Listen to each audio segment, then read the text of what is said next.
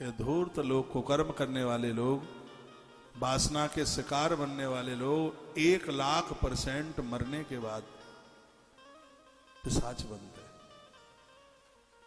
गरुड़ पुराण में तो कई चैप्टर हैं इसके लिए।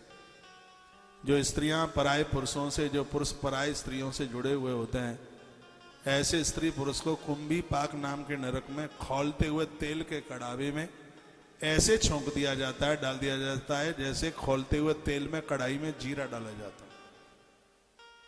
उस समय इनको बड़ा कष्ट होता है, बहुत तकलीफ होती है। धरती पर कितना भी बड़ा कोई कष्ट हो, लेकिन यम यातना के सामने मृत्यु लोक का कोई भी कष्ट नहीं है। इतनी वेदना, इतनी परेशानी होती है। इसलिए भले लोगों को चाहिए कि इन अपराधों से बचने की कोशिश करें, इन अपराधों को अपने आसपास भी नहीं आने दें। आज मां भगवती जगदम्बा कहने लगी, स्नान संध्या क्रियाहीनो शौच क्रोध विमूढ़धि।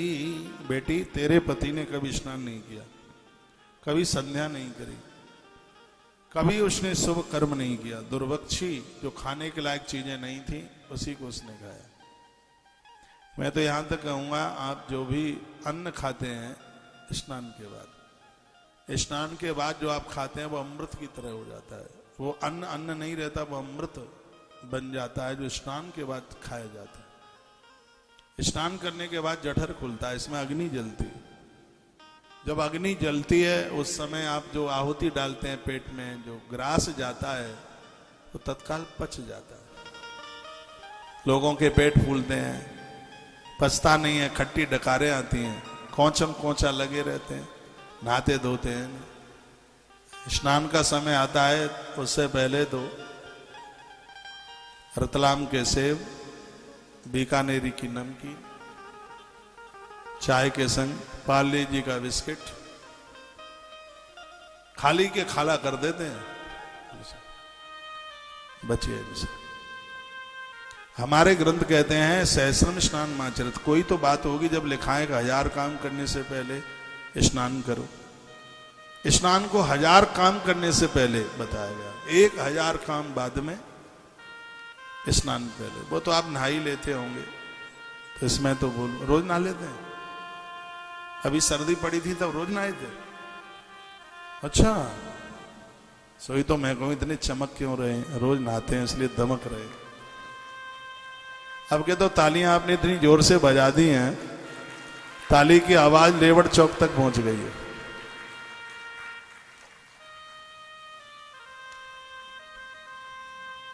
चांडाला भीरतो नित्यम वैश्या भोगी माखल सपत्नी त्याग करता पापी दुष्ट संगरतस्तदा। बिना तो उसने अपनी पत्नी को छोड़ा, उसका अपराध उसको भोगना पड़ रहा है। वैश्या को संगे न, गलत स्त्रियों का संग पा करके और दुष्टात्मा हुआ है। देवी विंध्याचल पर्वत पर कष्टों में है बहुत ज्यादा।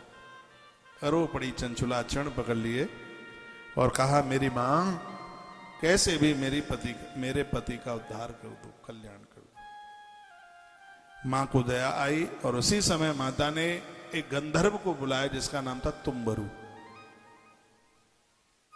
संगीत का बहुत विशारद था, तो उसको बुलाया गया। वो आया, उसने चरणों में वंदन प्रणाम किया, कहा, मां हमारे लिए आदेश, हमें क्या करना है। तो मैया ने कहा, चंचला को लेके विंध्याचल पर्वत पर जा। ये विंध्याचल पर्वत बड़ा अद्भुत है। कभी आप प्रयाग से काशी के लिए जाएं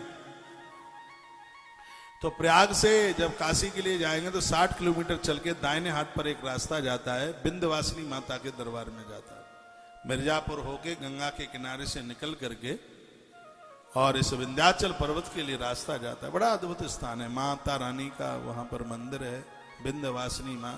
कलकाल में तो बड़ी प्रत्यक्ष देवी है। पूर्णमासी को बड़ा मेला लगता है उस जगह पर, और ऐसा दिव्य स्थान है। मैं तो कहता हूं नई नई शादियां हुई हों तो उनको 2-3 जगह जरूर जाना चाहिए। एक तो पति पत्नी दोनों गिरिराज फेरी के लिए जाए, क्योंकि गोवर्धन भगवान को राम जी का यह वरदान मिला है, जो भी पति पत्नी तेरी परिक्रमा लगाएंगे तो उनकी वंश वृद्धि नहीं रुकेगी। कि राज भगवान की परिक्रमा करने से गर्भ में आने वाली संतान सुरक्षित रहती है। आपके बच्चों का विवाह या हो गया है या